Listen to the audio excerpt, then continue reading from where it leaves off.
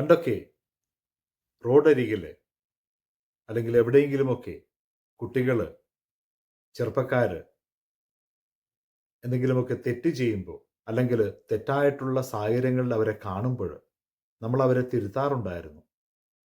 അവരൊക്കെ പലപ്പോഴും അത് സ്നേഹപൂർവ്വം സ്വീകരിക്കുകയും ചെയ്തിരുന്നു.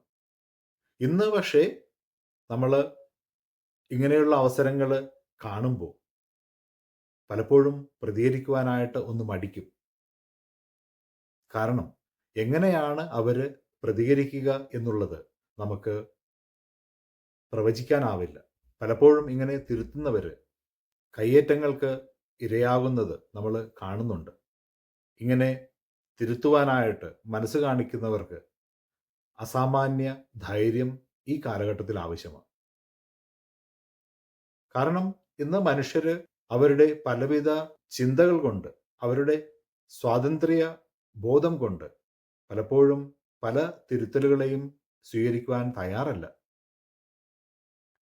മാത്രവുമല്ല, ലഹരിക്കടിമപ്പെട്ട് അല്ലെങ്കിൽ മറ്റ് ചില സാഹചര്യങ്ങൾ കൊണ്ട് പലപ്പോഴും ഇവർ വളരെ അക്രമാസക്തരായിട്ടാണ് പെരുമാറുന്നത്.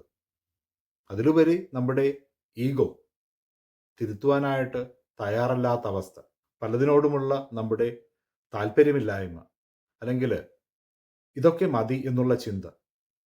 അപ്പോൾ നമ്മൾ പറയും, ഇതെല്ലാം ശരിയാണ്, ഞാൻ ഇങ്ങനെയാണ്, അതൊക്കെ കുഴപ്പമൊന്നുമില്ല. അല്ലെങ്കിൽ ഇത് തിരുത്തുവാനായിട്ട്, ഇത് ചോദിക്കുവാനായിട്ട് നിങ്ങൾ ആരാണ്? ഇങ്ങനെ പോകും നമ്മുടെ പ്രതികരണങ്ങൾ. പുതിയ നിയമത്തിലെ സ്നാപക യോഹന്നാൻ മനുഷ്യർക്ക് അത്ര ദഹിക്കുന്ന ഒരു സ്വരമായിരുന്നില്ല. ശക്തമായിട്ടുള്ള വാക്കുകൾ പറഞ്ഞുകൊണ്ടാണ് അയാൾ കയറി വരുന്നത്.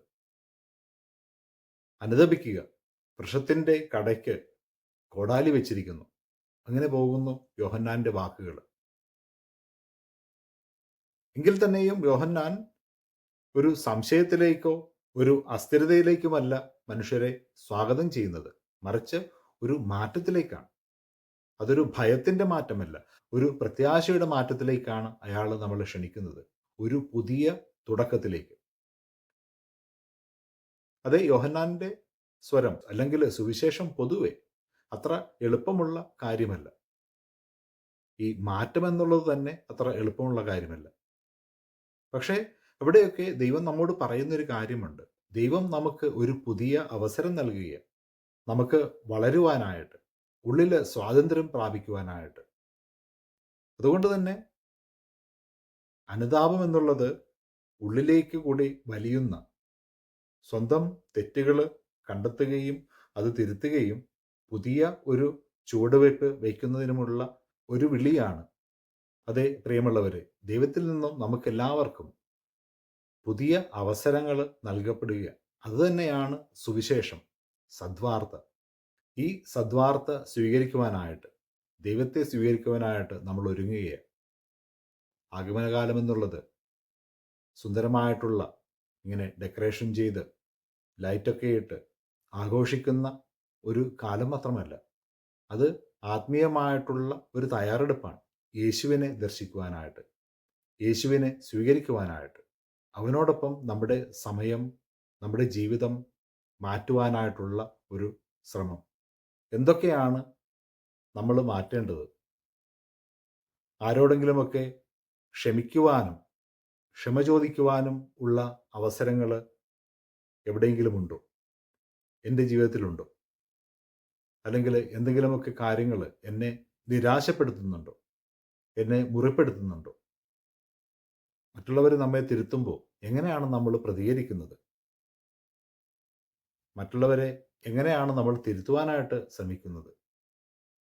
സ്നേഹമുള്ളവരെ, ഈ ഒരു മാറ്റത്തിന് സ്നേഹം ആവശ്യമാണ്, വിശാലമായ മനസ്സാവശ്യമാണ്, ധൈര്യം ആവശ്യമാണ്, സത്യത്തിൽ ആയിരിക്കുവാനായിട്ടുള്ള ധൈര്യം. അതെ, ഈ മാറ്റമെന്നുള്ളത് ശക്തിയുടെ ഒരു അടയാളമാണ്. ദൈവം നൽകുന്ന തിരുത്തലുകൾ സ്വീകരിക്കുവാനായിട്ട് നമുക്ക് ശ്രമിക്കാം. ഈ ആഗമനകാലത്തിൽ യേശുവിനെയും അവൻ്റെ പ്രകാശത്തെയും നമ്മിലേക്കും നമ്മുടെ ചുറ്റുപാടുമുള്ള മനുഷ്യരിലേക്കും പകർന്നു നൽകുവാനായിട്ട് നമുക്ക് സാധിക്കട്ടെ. അതിന് ദൈവം നമ്മെ എല്ലാവരെയും സമൃദ്ധമായിട്ട് അനുഗ്രഹിക്കട്ടെ. ആമേൻ.